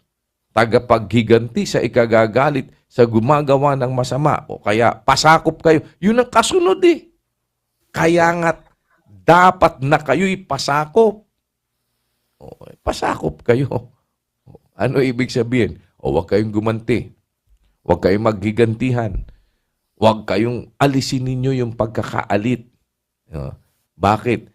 Pagka hindi nyo inalis ang pagkakaalit, hindi kayo magkakasundo. At pag hindi kayo nagkasundo, walang kapayapaan. Saan ka naman nakakita may kapayapaan ba doon sa hindi magkasundo, kapatid na Rodel? Wala po. Walang kapayapaan doon sa hindi magkasundo. Ngayon, ano ibig sabihin? Mga iniibig. Anong dapat sa mga iniibig? Dapat, kapatid na Rodel, magkakasundo yung mga iniibig. Kaya nga, Amen. lumalakad na magkakaakbay. Di ba, kapatid na Rodel? Ang sabi doon sa 55:14 ng awit, maligayang nagpapayuhang magkasama. Tayo'y lumalakad na magkaakbay sa bahay ng Diyos. Alisin natin ang pagkakaalit. Magkasundo tayo. Bakit? Sa ganito ginagawa ang kapayapaan. Dahil kung walang kapayapaan, hindi natin sinusunod ang kapayapaan, kapatid na Rodel, at ang pagpapakabanal, sino man ay hindi makakakita sa Panginoon. Kung nakikinig kayo, hindi ninyo iniingatan, hindi ko siya hinahatulan. Bakit? Ang salitang aking sinalita, ang sa kanila'y hahatol sa huling araw. na ano ang hatol na salita. Ang sabi, sundin nyo kapayapaan, hindi nyo sinunod. At ang pagpapakabanal, na kung wala ito, sino man ay hindi makakakita sa Panginoon. Nakita mo kung gaano kaganda ang aral ng Diyos, kapatid na Rodel. O, huwag mo naman sabihin ngayon pagka, halimbawa, yan na lang ang pinag-aaralan nyo. Anong gusto mo pag-aralan namin? Pakialam mo. Di ba? Di kung ayaw mo, ikaw ang makipag-alit. Makipagkaalit ka sa lahat. Yun lahat ng mga gusto, makipag-alit kayo kung kanino nyo gusto. Makipagbangayan kayo na makipagbangayan. Pag hindi kayo nagkasundo, hindi na alis ang pagkakaalit, ay hindi magkakaroon ng kapayapaan. Pag hindi nagkaroon ng kapayapaan, sino man hindi makakakita sa Panginoon. Ayaw nyo sundin ng kapayapaan at ang pagpapakabanal. Tapos ayaw kayong tumigil ng usapin sa isa't isa sa harap ng hindi nagsisisampalataya. Kaya alam mo, kapatid na Rodel, ang pinakamagandang bagay na magagawa natin always. Merong lumilitaw na usapin. Anong usapin? Upo kagad, kapatid. Ano po ang pwedeng gawin para tayo magkasundo? Amen. Bakit? At yun ang dali natin lagi sa mga kapatid. Yung salita ng pagkakasundo, kapatid na Rodel. At kung kayo, hindi namin mapagkasundo, paano pa namin kayong maipagkakasundo sa Diyos? Kung sa isa't isa, hindi namin kayo mapagkasundo. Opo. Di ba? No? At kung hindi tayo magkasundo-sundo, paano pa tayo makikipagkasundo sa Diyos? Tayo lang, hindi tayo magkasundo. Naintindihan mo, kapatid na Rodel. At kung tayo naman ay magkakasundo-sundo, maaalis ang pagkakaalit sa atin at mangingibabaw yung ating pagsunod doon sa dapat nating sundin, pagpasakupan, kapatid na Rodel. Alam mo, yan ang sinasabi ni Pablo. Tignan mo, basahin mo, kapatid na Rodel, yung sinasabi ni Pablo. Asa na sabi ni Pablo, kapatid na Rodel?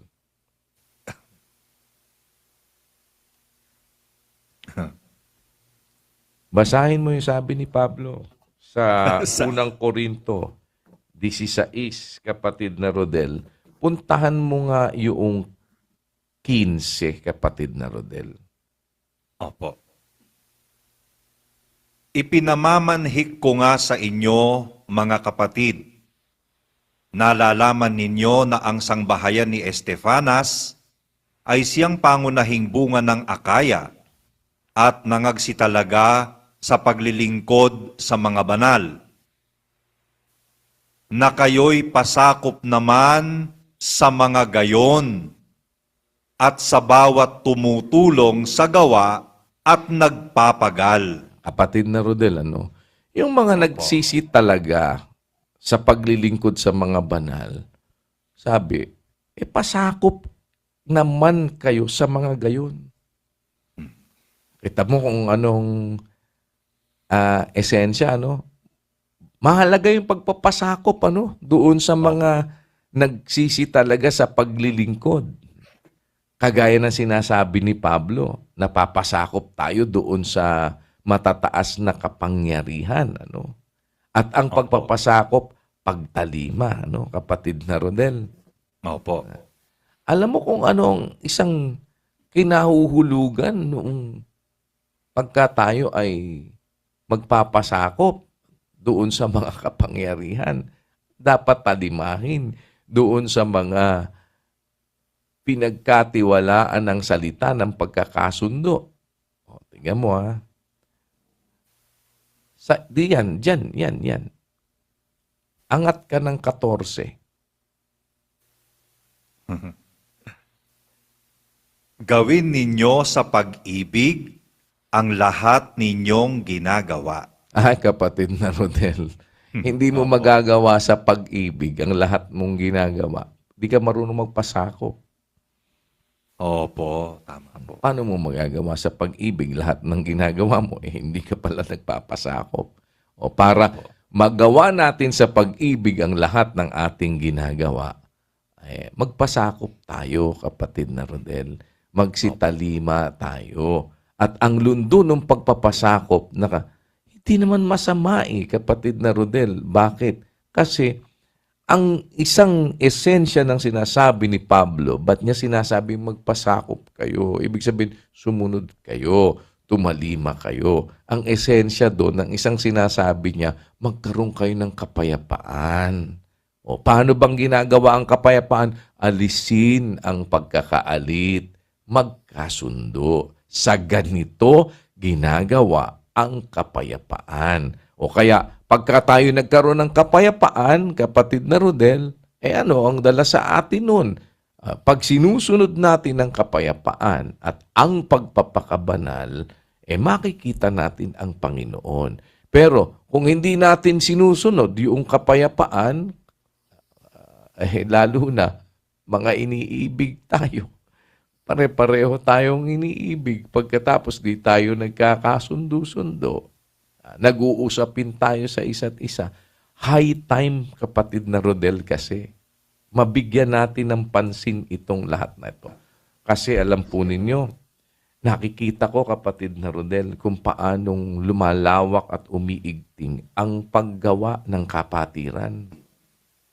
Sa iba't ibang mga dako, ayan, nandyan ngayon sa lugar ni kapatid na Josel. Saan sila nandun ngayon? Nasa Ecuador, ayan, nandyan yung mga kapatid, galing ng ibang lugar, pumunta para maglingkod din sa ating mga kapatid at mga kapwa-tao doon, Alam niyo po, mga kapatid, ako ang isang pangamba ko, palagi. Palagi ang pangamba ko, lagi. Hindi ang kaaway ay natutunganga lang at titignan ka lang na magtagumpay. Hindi. Ang inyong kaaway, kalaban na dyablo, gumagala, humahanap ng masisila niya. Kaya maging mapagpigil kayo, maging mapagpuyat. Be watchful. Maging mapagpigil, maging mapagpuyat. Na may laban tayo, mga kapatid. At dapat meron tayong full awareness sa ating pakikipaglaban. Bakit po? Alam ninyo, ang sabi nga ng kasabihan nila, too much familiarity breeds contempt. Yun ang kanilang sinasabi. Alam nyo ba't sinasabi yan ng Alam nyo kung ba't sinasabi yan? Sinasaksak yan ng kaaway. Na pagka nagiging na daw kayo, pamilyar na kayo sa isa't isa, pumapasok yung kawalan ng galang, kawalan ng respeto sa isa't isa. Yan, ganyan ang nangyayari. Paano yan palasak yan na nadidinig. Too much familiarity, breeds contempt. Anong isang ihahampas mo ngayon sa realidad, kapatid na Rodel, kapatid na Josel, pagka magkakasama kayo palagi, ako minsan nagkakaroon ng pingkian, papasok ngayon. Kaya dapat lagi nga ipapractice. Gagawin natin lahat sa kapakumbabaan. Kumpleto tayo ng bilin Kumpleto tayo nung aral na pagpapasakupan natin Gagawin natin hindi sa pamamagitan ng pagkakampi-kampi. Huwag niyong gawin, sabi ni Pablo, na pagpapasakupan natin, 2-3 ng Filipos, huwag niyong gawin ng anuman sa pamamagitan ng pagkakampi-kampi o sa pamamagitan ng pagpapalalo, kundi sa kababaan ng pag-iisip na ipalagay ng bawat isa ang iba na lalong mabuti kaysa kanyang sarili. Ayan na.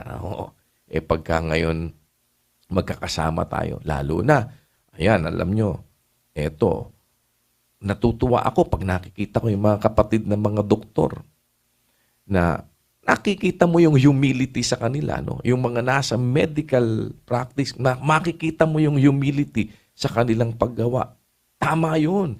Dahil pagsunod yun. Dun sa sinasabi ni Pablo, kung gagawin natin, wag sa pagkakampi-kampi o pamamagitan ng pagpapalalo, kundi sa kababaan ng pag-iisip na ipalagay ng bawat isang iba lalong mabuti kaysa kanyang sarili. Pagka hindi sumusunod sa aral ng Diyos, makikita mo, nakakita na ako ng mga doktor na hindi sumusunod sa aral ng Diyos, yung mga walang katwiran, mga walang aral. Pare-parehong doktor iba-iba ng iba-iba ng sinasabi, di ba? Pagalingan sila. Ganito ika. Hindi ka dapat yan. Hindi dapat yung ganito. Hindi dapat yung ganito. Kagaya nga, sinasabi natin, kapatid na Josel, kapatid na Rodel, kagaya na sinasabi noon ng kapatid na Eli. Ako, ganun din Dahil, sabi ko nga noon, kasi merong mga gamot, may epektong hindi maganda sa katawan. Kagaya halimbawa ng mga pain relievers. Kaya ako, as much as possible, ayaw ko uminom ng pain reliever. Pero hindi po dahil doon, mga kapatid, ang ibig ko sabihin sa inyo para bang, si Brad Daniel, hindi nga uminom. May mga doktor po tayo. Hindi naman po ako doktor. Ang sinasabi ko, yung batay sa ating karanasan at sa mga nakita natin, kaya sa sarili ko, iniiwasan ko yon as much as possible. Pero siyempre, may mga doktor po na nagtitimbang naman, mga kapatid natin na mga nasa medical practice na nag-aral talaga niyan, tayo hindi naman doktor, tinitimbang naman nila yung weight noong pangangailangan doon sa risk. No? Nagtitimbang sila. Kailangan mo to Kaya, ibibigay wag naman natin sabihin, sabi ni Kuya, hindi siya masama yung, yung pain reliever. Totoo po yun. Kahit tanong nyo sa doktor, may masamang epekto yun kapag prolonged na paggamit. Lalo na pagka halimbawa ay konting sakit, inom ka pain reliever, inom ka pain reliever. Kaya nga po, may mga doktor naman tayo, sila naman yung higit na nakakaalam, ipapayo naman nila sa iyo yun. Paano dapat mong gawin? Ito naman yung gagawin mo. Pag iinumin mo yan, ito. Kagaya halimbawa, nasasabi ko nga din, ako ayoko as much as possible mag-statin drugs no? Kung ako tatanungin, ayoko dahil nadinig ko yun sa kapatid na Eli at binabasa ko din yung mga epekto nito pagdating sa liver, pero may mga doktor, higit na nakakaalam naman po nun, andyan mga kapatid natin na mga doktor, paano nila ito babalansihin? Diba? Ano naman yung babantayan nila? Kasi halimbawa, sabi ng doktor, hindi, ito, take mo to, pero babantayan mo yung SGPT mo, ito yung monitor mo, lalo na, hindi, ikaw, maayos naman ang liver mo, pwede ka sa ganito, ito naman yung gagawin, etc. O ikaw naman, medyo, tagilid ka dahil ikaw pala meron ka na palang sakit sa atay. Teka, hindi ito ibibigay ko sa iyo. Ano po lang ibig ko sabihin, mga kapatid, yun, sa mga kapatid nating mga doktor, masigit nilang alam at maipapayo yun. Pero pag halimbawa, ang ginawa natin sa kataasan ng kaisipan, sabi nung isa, payo po ka sa akin ng doktor na ganito. Sabi naman ng isang doktor ganito. Sabi naman, alam nyo, yung mga nasa likod ni Brad Josel na yan, magsasabunutan yan pagka hindi nagkasundo-sundo. May kanya-kanyang konsepto kasi kung minsan, may kanya-kanyang mga pinag-aaralan. Pero makikita mo, ako na-obserbahan kahit yung mga doktor natin dito na sumasama sa medical mission, hindi mo nga sasabihin sila ng mga doktor na minsan may mga bata pa nga, doktor talaga, mahuhusay naman. Akala mo mga pinabili lang ng suka At hindi kasi sila kung umasta. Yung astang meron kasing ganun Matatakot ka magtanong. Dok, ano po bang ganito? Ganito yan, ganon. Ang tanong ka pa. Wala na ho. Parang, di ba parang yung kumukonsulta ka, sa halip na isabihin sa'yo, paliwanag sa'yo, ano ba yun? Bakit ba ganito? Maintindihan mo. Basta sumunod ka, ako doktor. Parang ganun, di ba? Parang, gawin ang wika ninyo. Huwag nating gawin ang anuman sa pamamagitan ng pagkakampi-kampi o sa pamamagitan ng pagpapalalo, kundi sa kababaan ng pag-iisip, palagay ng bawat isa ang iba, lalong mabuti kaysa kanyang sarili. Kaya alam ninyo yung katwirang pagpapasakupan natin, yung kapangyarihang pagpapasakupan natin, ang dadalhin po naman sa atin talaga. Yan, yung diwa ng pagkakasundo. Kaya ko sinasabi ito, kapatid na Rodel, kapatid na Josel, na lalo ngayon at higit na nakikita nating umiigting ang paggawa ng mga kapatid sa iba't ibang mga dako. Yung ating pagtutulong-tulong, hindi ba lalong higit na napakagandang bagay na sa gitna nito, ma-reiterate sa atin yung dapat nating talimahin, dapat nating pagpasakupan na alisin natin yung pagkakaalit. Huwag natin pabayaang makapasok yun. Nandun lagi yung ating pagkakasundo sapagkat sa ganito ginagawa ang kapayapaan. Para tayo mabuhay ng payapa, napakagandang pagmasdan ng mga kapatid na sama-sama sa paggawa, magkakasundo. Maligayang nagpapayuhan, lumalakad na magkakaakbay sa bahay ng Diyos. Na hindi natin mapapabayaan na makapasok yung diwa ng kaaway. Mababarahan, masasarahan, sapagkat yun ang isang sentido. Bakit sinasabi ni Pablo na magpasakop kayo, tumalima kayo? Kasi ang daladala, kapatid na Rodel, ng pagpapasakupan at tatalimahin natin yung pagkakasundo. Salita ng pagkakasundo na inaalis ang pagkakaalit. Kaya sa ating mga magkakapatid, yun ang maalis nawa sa inyo ang pagkakaalit. Di ba? Yun ang sinasabi ni Pablo. Maalis sa inyo yung kapaitan, kagalitan. Di ba yun? Kaya nagkakaaway, nagkakagalit. Nagkakaroon ng pait. Pagkakaalit. Ba't nagkaroon ng pagkakaalit? Kung minsan, dahil sa kadaldalan. Di ba ba? Kaya inaalis yan, magkakaugnayan Kadaldalan, panglilibak. Nilibak nung isa yung isa, nagkaaway, nagkaalit. Dumaldal yung isa ng kung ano, dahil sa, nagkaalit. Kaya andyan na, papasok na ang pait, papasok na ang kagalitan. Yan ang isang sentido ng dala-dala doon sa Roma, kapatid na Rodel, na sinasabi ni Pablo na magpasakop. Ayun kasi yung isang sinasabi niya, pasakop kayo. Kung nagpapasakop kayo, alisin ninyo yan. Yung mga kapaitan na yan. At tayo ay magkaroon ng kapayapaan. Huwag tayong maggumanti ng masama doon sa masama o yung kaaway, magutom, pakanin, painumin dahil ang dala-dala ay yung pag-aalis ng pagkakaalit, kapatid na rin. Huwag mo kalilimutan yung pag-alis ng pagkakaalit at yung pagkakasundo sa ganito, kapatid na Rodel, ginagawa ang kapayapaan. Ito ba masama?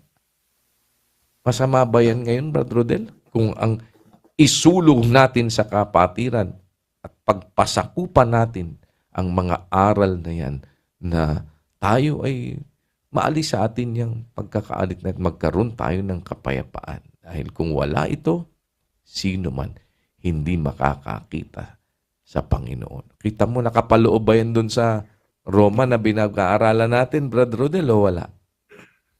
Nakapaloob po, kuya. At napakagandang bagay pong maintindihan ngayon. Inaabang-abangan ko yung sinasabi nyo. Anong nilulunduan nitong pagpapasakop na ito? Napakaganda po talaga, mga kapatid, Kasi doon sa 12, pinagbabanggit ni Pablo yung dapat gawin, na ang talagang main point doon yung magkaroon tayo ng kapayapaan sa isa't isa. Pinagbabanggit niya yung mga dapat gawin, hindi dapat gawin. Pagkatapos niyang mabanggit yung mga yon, pasakop kayo, sabi ni Pablo. Ibig sabihin, tumalima kayo, sumunod kayo. Ganon ko po siya nakikita, kuya. Kasi kung hindi ka naman susunod, kahit ano pang pinagsasabi sa'yo, hindi mo naman tatalimahin kasi hindi ka naman kasi nagpapas yung goal ng mga sinasabi ni Apostol Pablo na ang goal talaga nito, como nga siya, isa sa mga pinagkatiwalaan ng salita ng pagkakasundo, ang pangangaral niya talaga, pagkakasundo-sundo. Yun yung kanyang aim o goal sa kanyang pangangaral. Yung magkaroon po ng kapayapaan ang mga kapatid sa loob ng iglesia. Kasi paano mong ipakikipagkasundo sa Diyos yung ayaw magkasundo? Nag-aaway-away. Paano makakasundo mo ang Diyos nun Kapatid nga, hindi mo kasundo. So dapat magkasundo-sundo po, mga kapatid. At yan pong sinasabi niyo po na yan, kuya, talaga pong timely yan at napakahalaga po talaga niyang katwiran na yan, maintindihan natin. Kasi nababasa natin yun Magkaroon kayo ng kapayapaan sa lahat ng mga tao kung maaari ayon sa inyong makakaya. Magkaroon kayo ng kapayapaan sa lahat ng mga tao. Ang dami na po nating nakuha diyan sa pag-aaral na yan, mga kapatid. Pero dito sa pag-aaral natin ngayon, sa diretsong punto, paano ba ginagawa ang kapayapaan? Kasi magkaroon kayo ng kapayapaan sa lahat ng mga tao. Paano ba magkakaroon ng kapayapaan? May hint din naman dyan sa Roma Pero merong mga diretsong mga pananalita Kagaya nung binasa natin kanina sa Efeso, sa 2:15 hanggang 16, ang sabi ni Pablo, na inalis ang pagkakaalit sa pamamagitan ng kanyang laman. Sa ganito'y ginagawa ang kapayapaan. Paano ginagawa ang kapayapaan? Inaalis yung pagkakaalit. Sabi ng Biblia, dun sa 16, upang papagkasunduin silang dalawa sa isang katawan sa Diyos sa pamamagitan ng krus na sa kanya'y pinatay ang pagkakaalit. O para po magkaroon ng kapayapaan, dapat maalis po ang pagkakaalit. Kaya yung mga sinasabi ni Pablo, huwag kayong maghigantihan sa isa't isa. Mga minamahal, bigyan nyo ng daan ng galit ng Diyos, sabi niya. Kaya kung ang kaaway mo, magutom, pakanin mo. Kung mauhaw pa, inumin mo. Ano ba yung kaaway mo pag nakita mong nagutom, pinakain mo, hindi ba pang-alis yun ng pagkakaalit para magkasundo kayo? Nakita mong nauhaw, kailangan niya ng maiinom. Ikaw yung may chance makapagpainom. Sinamantala mo, pinainom mo yung kaaway mo. Di ba, pag-alis yun ng pagkakaalit. May mga diretsong salita. Yung pagkakaalit, mga alis nawa sa inyo. Sabi ni Pablo, hindi lang po sa Roma yun Pati sa Efeso, sinasabi niya, sa ibang mga talata, sa Kolosas, sa halos lahat ng sulat niya, binabanggit po niya yan. Lumalabas, maiintindihan natin dito, mga kapatid. Kung magpapasakop po tayo, ang ating pagpapasakupan, ang isa sa tema ng kanyang pagtuturo at pangangaral, yung pagkakasundo-sundo, yung pagkakaroon ng kapayapaan. Dahil, sabi ni Pablo, sundin niyo ang kapayapaan sa lahat ng mga tao at ang pagpapakabanal, na kung wala ito, sino man ay di makakakita sa Panginoon.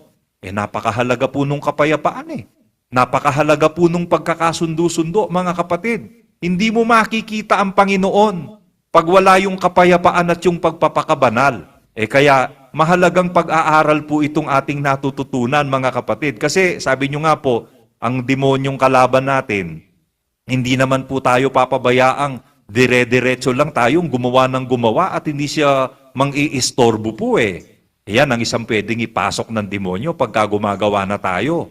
Baka pwedeng po ipasok niya yung pagkakaalit, magkakaiba ng opinyon, tapos hindi magkasundo, bandang huli, gagawa ng hindi magkasundo. Paano natin magagawa yon, mga kapatid, na tayo po ay magkasundo-sundo? Makinig tayo. Magpasakop po tayo sa sinasabi ng may kapangyarihan na binigyan ng Diyos ng salita ng pagkakasundo. Sabi nga ni Kuya, pasakop tayong lahat dito sa sinasabi ng Biblia na ito. Nasa Biblia po ito, nakasulat ito, mga kapatid. Napakahalaga pong pag-usapan nito talaga. Maski sa pamilya lang maski sa mga mag-amag-asawa lang ngayon, pag hindi kayo mapagkasundo nitong salita ng Diyos na ito, parang yung sinabi ni Kristo. Diba? Yung nakikinig, hindi naman iniingatan ng salitang sinalita ko, hindi ko hahatulan. Alin ang hahatol? ang salitang sinalita ako, yun ang hahatol sa kanya. Ayaw mong tumalima, ayaw mong sumunod, hahatulan ka nung salita. Ano ba yung salita? Di kayo magkasundo, wala kayong kapayapaan. Sabi sa Biblia, kung wala yung kapayapaan at pagpapakabanal, sino man hindi makakakita sa Panginoon. Yun ang sinasabi ng Biblia. Kaya mahalaga po yung kapayapaan, mahalaga po yung pagkakasundo. At yon mga kapatid, maswerte tayo pag yun ang tema na naririnig natin na itinuturo sa ating pag-aaral. Dahil nakita natin, mga kapatid, yun palang mga mangangaral na isinugo ng Diyos, kagaya ni Apostol Pablo, ang pinagkatiwala sa kanila, salita ng pagkakasundo. Pakikipagkasundo tayo sa Diyos, dapat sumunod tayo sa utos ng Diyos. Ano ba yung utos ng Diyos na sinasalita nung pinagkatiwalaan ng salita ng pagkakasundo? Magkasundo-sundo tayo. Huwag tayong magkaalit kasi ang susi para magkaroon ng kapayapaan, maalis po ang pagkakaalit, mga kapatid. Kaya huwag tayong maghigantihan, huwag tayong magbayad ng masama sa masama, nakagawa ng masama sa iyo, mga kapatid, huwag kang gaganti. Pag nakita mong nagutom, pakanin mo. Pag nakita mong nauhaw, painumin mo para kung meron mang pagkakakalit, maalis. Mawala po iyon. Dahil tandaan natin ng sitas, inalis ang pagkakaalit, sa ganito'y ginagawa ang kapayapaan. Di pwedeng magkaroon ng kapayapaan pagka po may pagkakaalit. Sa Biblia, dapat lumalakad tayo sa loob ng bahay ng Diyos, mga kapatid, magkakaakbay, maligayang, nagpapayuhang magkasama. Ganyan tayo dapat na maglingkod sa loob ng iglesia. Dahil yan po pala, kuya, ang isang napakahalagang punto nung kaya sinabi ni Pablo, pasakop kayo pagkatapos niyang sabihin yung mga bagay na yon na may kinalaman sa pagkakasundo-sundo ng magkakapatid, pag-maintain ng kapayapaan sa lahat ng mga tao, salita ng Diyos yan, utos yan, pasakop kayo. Bakit? Kasi yung ministro ng Diyos, mga kapatid, hindi walang kabuluhan ang pagdadala niya ng tabak. May kabuluhan, may lalapatan, may application yung pagdadala po niya ng salita ng Diyos. At ang isang mahalaga doon, magkasundo-sundo po tayong mga magkakapatid kung magpapasakop po tayo. Kaya pagka nakakita ka na nga yung magkasundo, hindi nagpapasakop yung kuya. Yun po, salamat sa Diyos. Kaya pagka nag-uumpisa naman yung pagkakaalit, ang atin namang laging hanapin, yung salita ng pagkakasundo. Hindi naman, kapatid na Rodel, ang hanapin pa natin kung paano pang lalong mag-aaway. No? Ang hanapin natin lagi tayong mag-advocate ng gano'n. Na hanapin natin lagi, paano bang magkakasundo? Dahil yun ang isang bagay na magdadala sa atin sa kapayapaan. Kaya maraming kapatid na Rodel na dapat sa tulong ng Diyos, na ipapakita naman sa atin yung mga bagay na kuminsan hindi mo napapansin. Kagaya nga nun, yung pinag-uusapan natin kanina, na pagka tinignan mo ng dating parang hindi hinahatulan, ba? Para bang pagka nakinig ka tapos hindi mo iningatan dahil ligtas ka pa din, parang gano'n. Parang gano'n, no? Ang magiging dating, maraming mga punto. Para lang yung pinag-uusapan natin. Kapatid na Rodel, kapatid na Joseph. Pagka pinag-uusapan yung mga maniningil ng buwis, di ba pinupuntos lagi yun? Yung guro ninyo, kumakain, kasalo ng mga maniningil ng buwis. Di ba parang Opo. ganon, kapatid na Rodel? Opo, kuya. Tatanungin kita, ano ibig sabihin ba?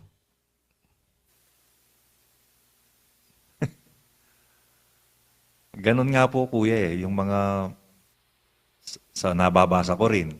Pagka maniningil ng buwis, parang example ng tao na hindi mabuti, hindi tapat, ganon.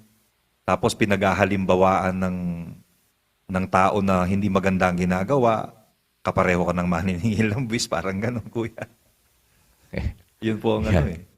Oh, 'di ba? Oh, napagtuunan mo na ba ng pansin 'yon, kapatid na Josel, kapatid na Rodel? Oh, ikaw, Brad Josel, napagtuunan mo na ba ng pansin?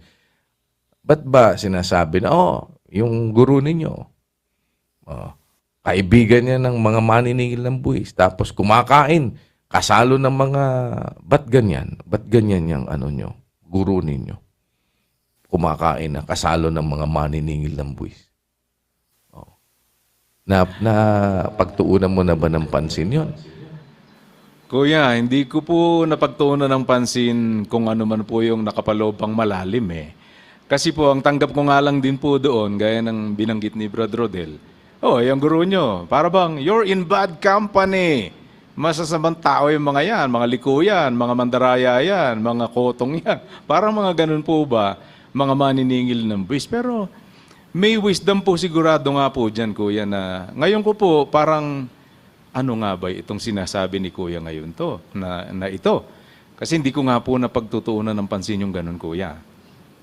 No, di ibig sabihin ba, pagka ikaw maniningil ng buwis, masamang tao ka na.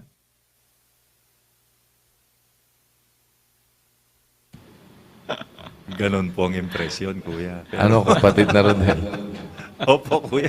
Ganon ang impresyon eh. Pati ako, ganon ang naging impresyon ko po eh. Kakabasa, pagbabasa. Pero meron bang ipinuntos ba ng mga iskriba at mga pariseo yun kay Kristo o hindi? Opo, kuya, kasi nga nakikisalo siya, kumain siya. Pero ipinuntos ba nila kay Kristo na isa sa mga alagad niya ay maniningil ng buwis? Oo nga, si Mateo.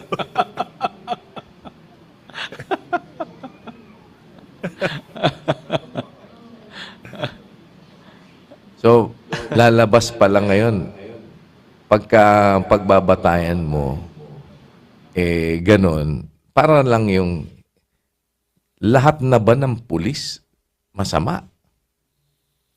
Ayun, kuya. Hindi naman.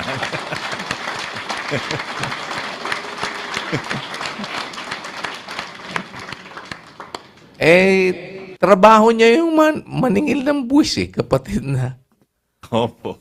Rodel Ah, yan. Di ba?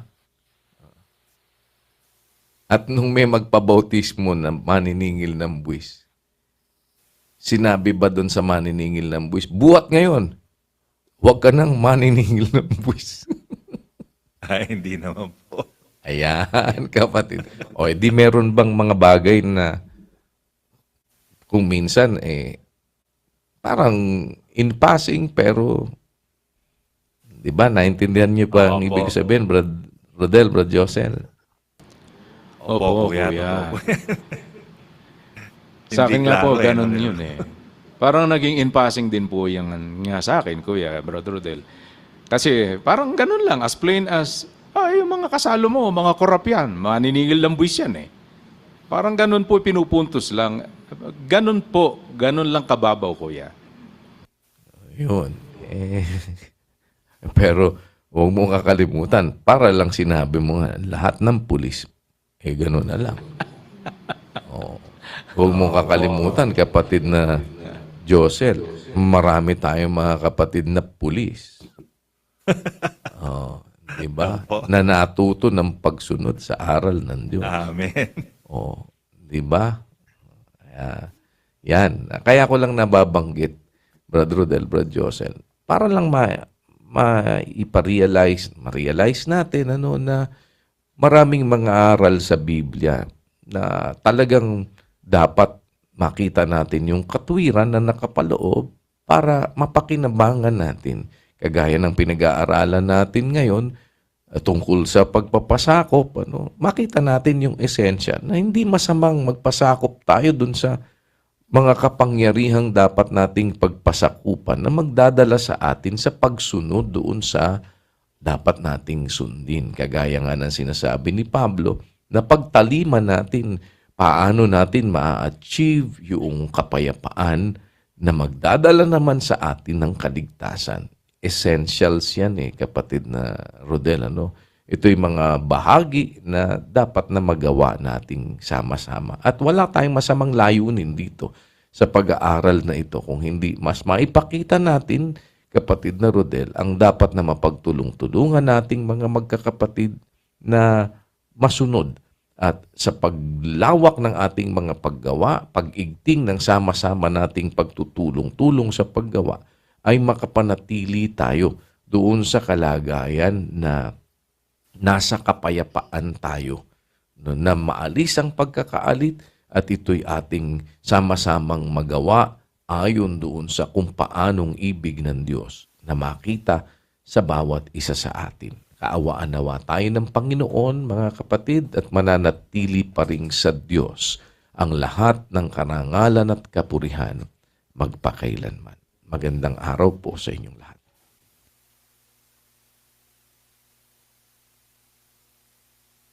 Muli po tayong sama-samang magtagubilin sa Diyos, mga kapatid.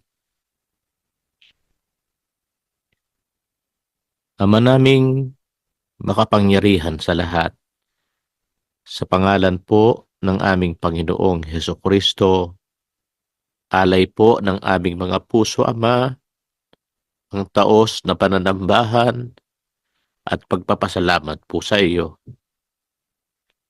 Pinadudunong mo ang aming mga puso ng iyong mga karunungan sa pagnanasa mo pong kaming mga magkakapatid ay maging dapat sa iyo.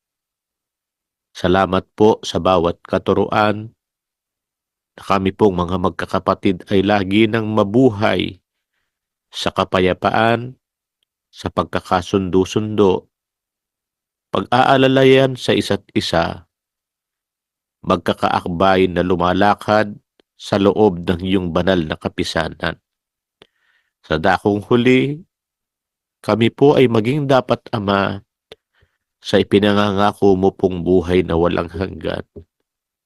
Patawarin mo po kami kung magkaminsan ay nakakakita ka ng mga hindi marapat sa iyong paningin. Sana po'y linisin mo ang karumihan ng aming mga puso. Lagi po kaming napasasaklolo sa iyo, Ama. Hindi po namin kayang mag-isa. Sana po, lagi mong hawakan ng aming mga kamay. Huwag na po kaming maligaw pa sa buhay na ito. Ang nalalabi pang buhay na ipagkakaloob mo sa amin ay magugol namin sa iyong kalooban. May paglingkod namin ang buong buhay na ipagkakaloob mo po sa amin. Panginoon, sana'y samahan mo kami sa aming paglalakbay sa sanlibutan ito. Lagi mo kaming bigyan ng diwa ng kapakumbabaan, ng pag-iibigan, pagpapatawaran at pagpapasakop sa amin pong mangangaral, pagsunod sa iyong mga banal na palatuntunan. Sa kamay mo po habilin namin ang aming mga buhay at mga kapalaran. Mangyari nawa sa amin ang iyong kalooban, Ama. Maraming salamat po sa pangalan ng iyong bugtong na anak.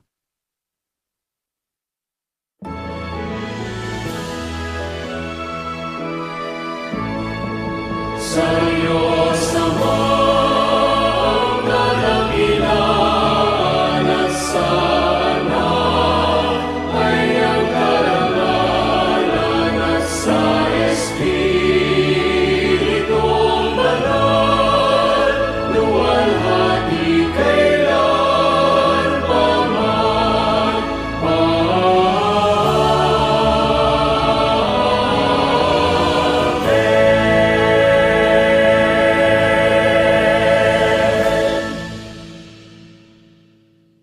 At ngayon, mga kapatid, tanggapin natin ang pag-ibig ng Diyos Amang sumasa mga langit, ang biyaya at pagpapagaling ng ating Panginoong Hesukristo, at ang pakikipisan ng kanyang banal na Espiritu mamalagi nawa sa ating mga puso at sa ating mga anak magpakailan-kailan paman.